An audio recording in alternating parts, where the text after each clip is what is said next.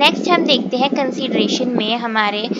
आगे की चीज़। हमारे यहाँ पर कंसीडरेशन में हमारा जो सेक्शन 25 हमारा एक्ट का है वो ये कहता है कि अगर कंसीडरेशन नहीं है तो कोई कॉन्ट्रैक्ट नहीं है, मतलब कोई एग्रीमेंट भी नहीं है तो कोई एग्रीमेंट नहीं है तो कोई कॉन्ट्रैक्ट भी नहीं है। पर इस सेक्शन के कुछ एक्सेप्शंस है कि ये सारी चीज़ें जब होंगी, ये 4 चीज़ें,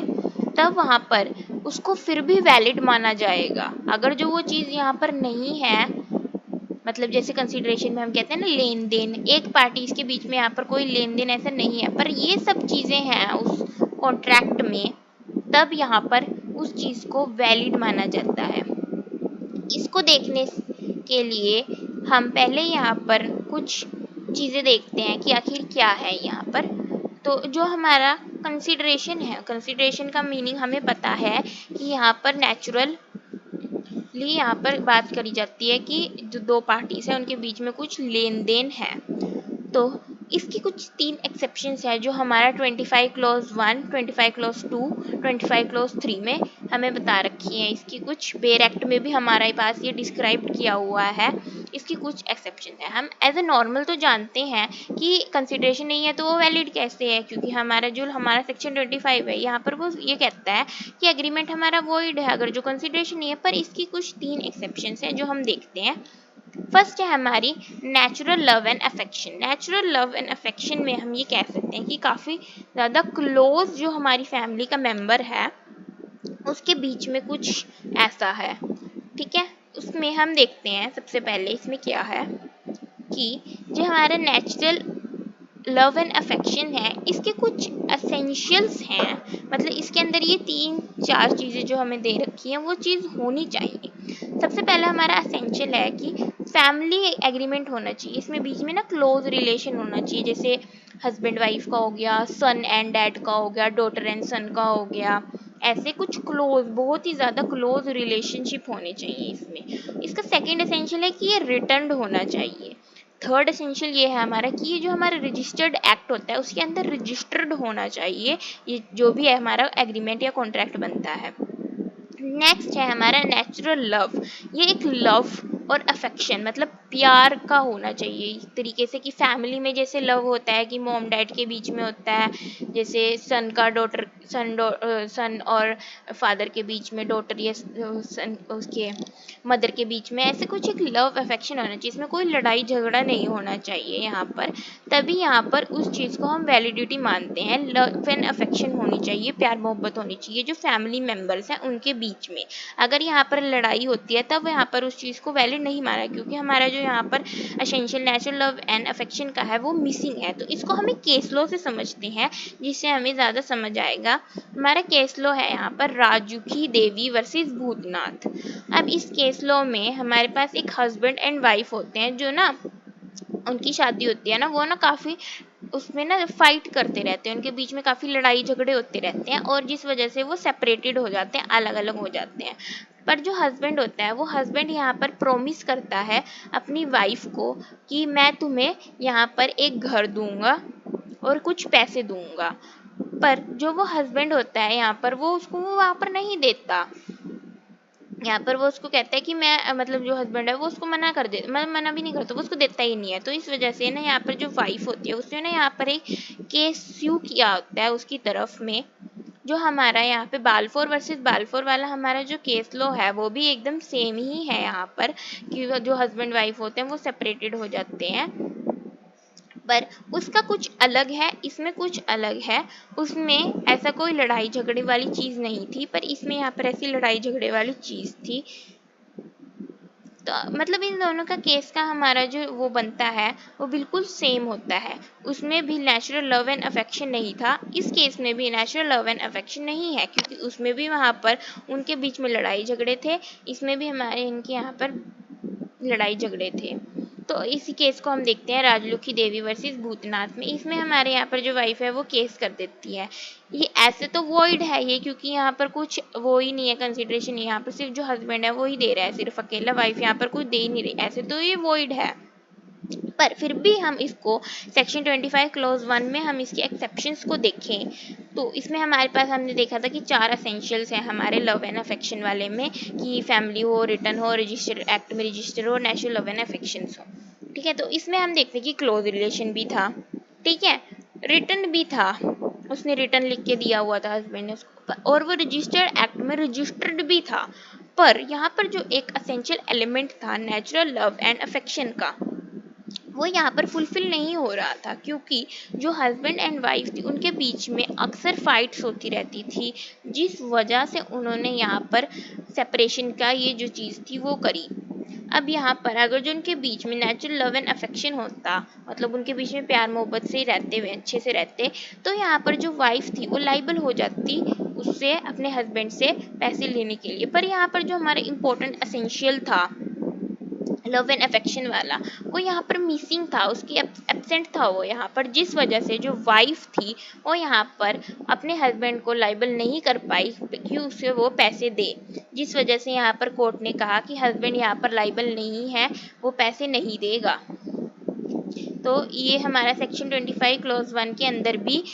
लाइबल नहीं रहा, क्योंकि उनके बीच में शुरू से वो लेकर जब तक वो रहे तब तक वो लड़ते ही रहते थे, जिस वजह से उनका यहाँ पर सेपरेशन हो गया। अगर जो यहाँ पर ये चारों चीज़ें पूरी होंगी तभी यहाँ पर जो पर्सन है वो लाइबल होगा कि वो सामने वाले पार्टी से पैसे ले पाए विदाउट कंसिडरेशन। नेक्स्ट है हमारा compensation paid for past voluntary service. Past voluntary service जैसे हमने देखा कि पहले उसने कर दिया और बाद में उसने कहा। अब इसमें हम एक दो चीज़ों से देखते हैं कि जो पास्ट वॉलंटरी सर्विस है, जो हमारा प्रोमिसर है बिना उसकी इच्छा से, इसको हम एग्जांपल समझते हैं कि एक ना पर्सन है वो पानी में डूब रहा है, वो वहां पर चिल्ला नहीं रहा कि मुझे बचाओ मुझे बचाओ, उसने यहाँ पर कुछ नहीं ऐसे कहा, पर जो फिर भी जो दूसरा पर्सन है वो उसको बचाता है, उसको बचाता है कि मैं उसको बचा रहा हूँ एज अ, क्योंकि वो बोलते हैं ना कि मदद करना सबसे बड़ा एक वो है, जो हमने लॉ ऑफ टॉर्ट्स में भी देखा था कि सबसे ज़्यादा हमें मतलब मदद करना चाहिए, ऐसे वो करना चाहिए, वो हमारा बहुत अच्छा आता है। तो इसमें यहाँ पर उस पर्सन ने उसकी मदद करी, यहाँ पर उसको बचाया। तब उसके बाद ए ने, मतलब जो हमारा जो पर्सन डूब रहा होता है, उसने प्रॉमिस किया बी को कि मैं तुम्हें 500 रुपये दूंगा, तुमने मुझे बचाया। फिर भी यहाँ पर जो ए है, ए ने ये नहीं कहा था कि मुझे बचाओ, और फिर भी ए ने बाद में उसको प्रॉमिस कर दिया कि तुमने मुझे बचाया, मैं तुम्हें 500 रुपये दूंगा, फिर भी उसने उसको यहाँ पर प्रॉमिस कर दिया, तो ए को यहाँ पर उसे पैसे देने पड़ेंगे कि ए की मर्जी से बचाया है उसे या ए की मर्जी से उसने नहीं बचाया उसे। यहाँ पर उसको पैसे देने पड़ेंगे, क्योंकि उसने खुद से ही कहा कि मैं तुम्हें पैसे दूंगा क्योंकि तुमने मुझे बचाया, जबकि ए ने कहा नहीं था कि वो मुझे बचाओ मुझे बचाओ। पर अगर जो यहाँ पर वो पर्सन जो डूब रहा है वो कहता कि मैं नहीं दूँ, मतलब वो कुछ नहीं कहता, वैसे बस चले जाते, तो वो यहाँ पर खत्म हो जाते। पर ए ने यहाँ पर कहा कि तुमने मुझे बचाया, मैं तुम्हें पैसे दूंगा, तो यहाँ पर उसको देना पड़ेगा, क्योंकि ये हमारा compensation for past voluntary services में आता है, क्योंकि उसने उसको बचाया और उसने बाद में उसको कहा कि मैं तुम्हें पैसे दूंगा। अगर जो वो उसको पैसे नहीं देगा, तब यहाँ पर जो जिस पर्सन ने बचाया वो उसके खिलाफ यहाँ पर स्यू कर सकता है, उसको यहाँ पर उसके पास एक चीज़ है कि जिससे वो बता सकते हैं कि इसने मुझे कहा था कि मैं तुम्हें पैसे दूंगा, पर वो उसको नहीं दे रहा, तो यहाँ पर जो पर्सन है वो उसके खिलाफ केस कर सकता है और उससे वहाँ पर वो पैसे ले सकता है। अब इसी केस में हम देखते हैं कि अगर एक माइनर है तो क्या होता है। अब एक माइनर होता है जो उसने ना पहले अपनी माइनॉरिटी में कुछ प्रॉमिस किया होता है, कुछ सर्टेन एक्ट करने का कि मैं ये करूँगा, जब मैं बड़ा हो जाऊँगा मैं तुम्हें पैसे दे दूँगा। जब वो बड़ा हो जाता है, जब उसकी वो मेजोरिटी है वो ले लेता है, जो उसका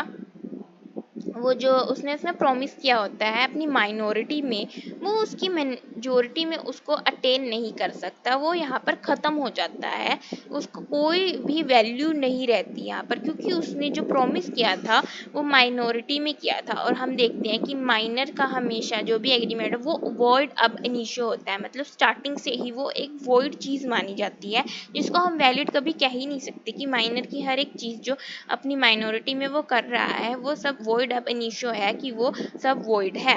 तो उसको वो अपनी मेजोरिटी में अटेन कर ही नहीं सकता। पर फिर भी वो उसको बोलता है कि चलो ठीक है मैं कर रहा हूँ, फिर भी यहाँ पर मानते हैं, वो अपना प्रॉमिस पूरा करना चाहता है, वो कहता है कि हाँ मैं करूँगा, उसने खुद कहा कि मैं ये चीज़ करूँगा, उसने वॉलेंट्री कहा।